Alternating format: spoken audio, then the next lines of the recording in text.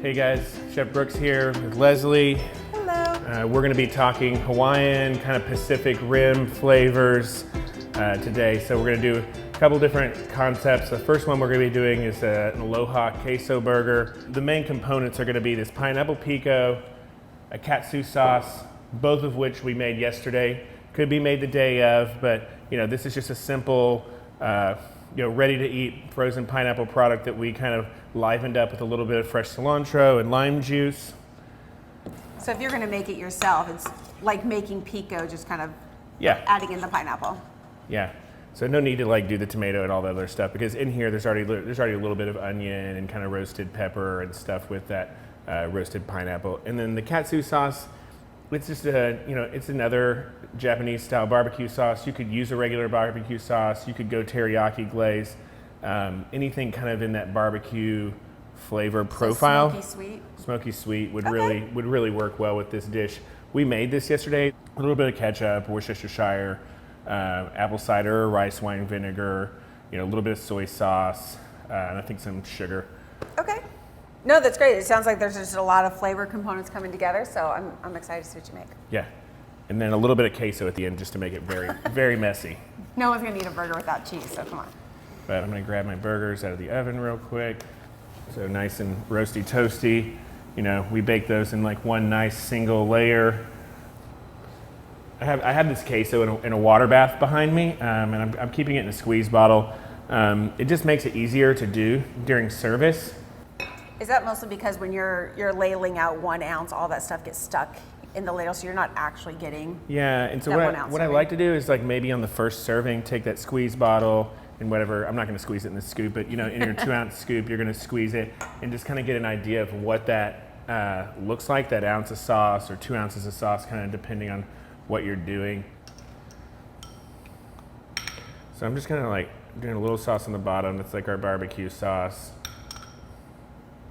About an ounce here. And I like to do the kind of pizza sauce spread to get it evenly distributed. And you could use tongs or a spatula for these burger patties. I like tongs because I can just kind of grab them easier. Scoop and go. Yeah. A lot of times if you use a spatula, it's very useful, but sometimes you grab the spatula and you go over here and one burger falls away. And I don't want to lose anybody. And then again with this pico, slotted spoon, there are going to be some juices in there from the lime juice that we added, and a little bit of just the pineapple thawing out. So just draining off the excess. Yeah, and it's okay, if some of it falls off to the side. So I'm going to make a mess on my cutting board. And then the last kind of thing that we're going to do is come through with that queso at the end. And this is just kind of a creamy element to tie it all together. So you've got your sweet, smoky, tangy barbecue sauce on the bottom, and then same thing with that pineapple pico, more kind of little sweet, tangy. So this is just some creaminess to kind of round out the flavors in the burger. Oh, I love it. And to make a giant mess on my cutting board, but I'm pretty sure that's why you brought me here, to clean up the cutting board when you're done. No. So it's okay. No, this looks incredible. I think those flavors are really going to pair well together. I can't wait to try it. So Chef, these look amazing. I am so excited that you showed us everything that went into this burger, the katsu and the pineapple pico and cheese, of course. So tell me about these other 2 items you made. All right, so I've taken 2 other proteins essentially and kind of painted the same flavors on top of them. We've got a Hawaiian barbecue tostada, and that's just using some ingredient, kind of chicken fajita meat. And over here we've got a crispy chicken katsu wrap, and that's just using a whole muscle boneless wing.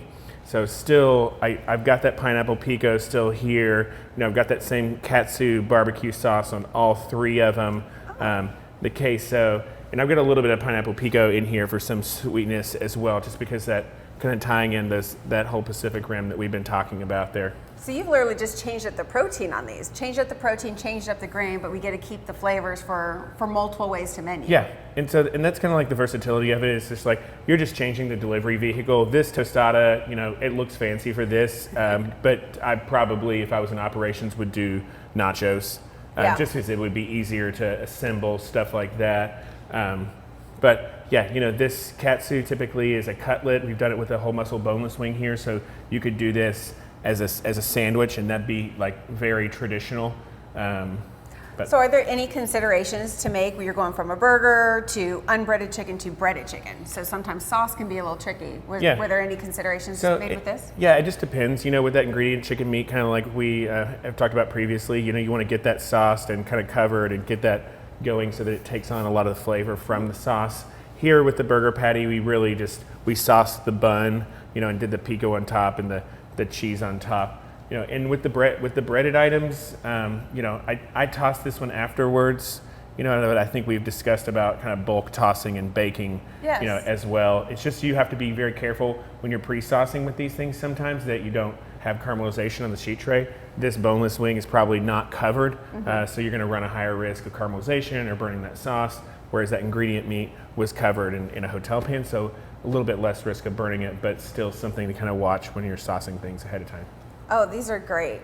So these are awesome new menu recipes for schools to look at. I think it's an amazing way to take those island flavors and just kind of do something a little different with it. It's not just your typical teriyaki sauce that we see or just straight pineapple. This is really getting complex with those flavors, using a little bit of that sweet smoky from the katsu and then the sweet and almost acidic flavors from that pico. I think this is a great flavor combination. And you have options for serving this, kind of like we talked about with the burger before. You could break it down into the components where the kids could grab it. Same thing with this tostada. If you just wanted to serve it to go and do, you know, tostada shell chicken, and have the queso and the pico and the sauce like on the side so kids could kind of go back and build it themselves, or in the case of nachos, similar thing. This katsu wrap you could serve hot or cold. I really could see it kind of going both ways. Nice. So if you wanted to do it as a cold grab and go item, I think same thing. Oh, that's perfect. Want to still make sure you cook that chicken like all the way through and cool it before building the wrap. Oh, definitely. No, these are awesome. Thank you so much.